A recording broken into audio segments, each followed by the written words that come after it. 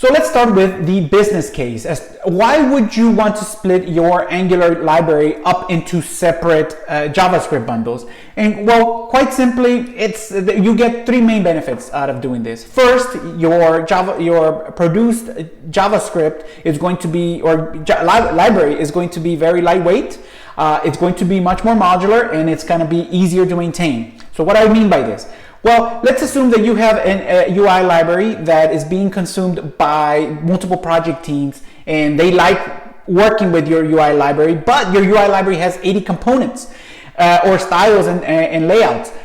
If one project team only needs maybe 10, they should only be able to pick and choose those modules that they need in order to produce some outcome of building the web product.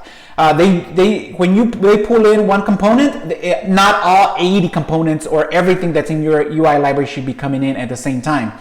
Because when you do that and they build the web application, their finished package is going to be quite large, and you don't want that. You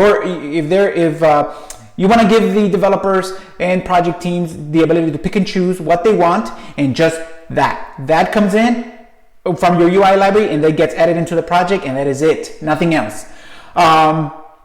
Ultimately, we do not want our UI library to be the root cause for any performance issues. It should not be the bottleneck of performance problems. Our library ultimate goal is we want it to be lean and mean and work right out of the box, and for the end users to just be able to leverage it right away without incurring any performance hits to the produced web application.